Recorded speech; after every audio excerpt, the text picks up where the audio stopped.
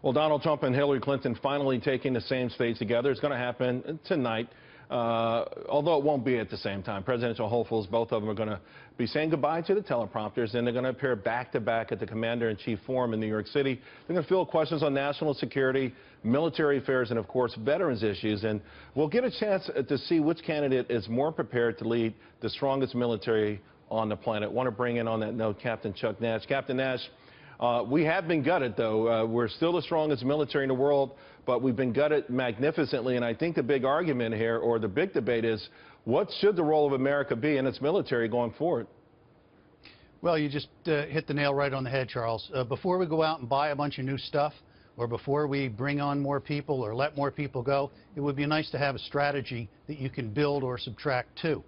Once we figure that out, then you follow on with the tools and the equipment and the people that you need to execute that strategy. And we've been drifting rudderlessly for the last 8 years, and the next president, he or she, is going to have to come up with that strategy first before we start throwing money at anything. Well, Captain Nash, it feels like this, the American public torn between the notion of the old school America as a sheriff will come riding to the rescue of people who are being crushed in their own countries and save the day, and also the idea that maybe we should just kind of let the world settle in certain ways and maybe not put our brave young men and women in harm's way to the degree that we have in the past, because it hasn't yielded great results recently.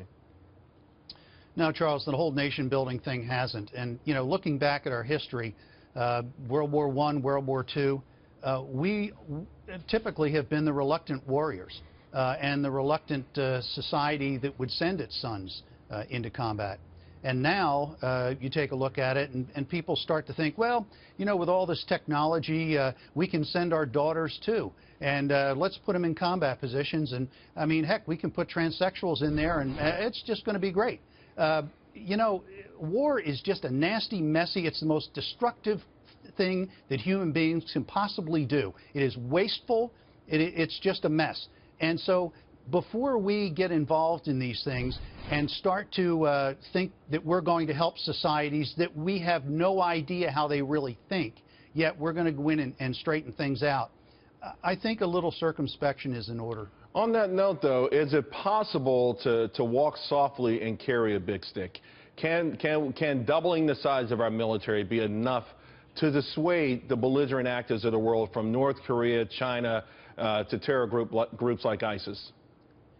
Well, I think you have to have capability to get in their face, to do things, to dissuade them from doing things, and to sap their will to fight. That's really victory, is sapping your enemy's will to fight. It's not necessarily taking territory or doing things.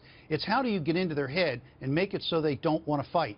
And we're fighting an ideological enemy right now that has its roots sunk into a religion, an ideology.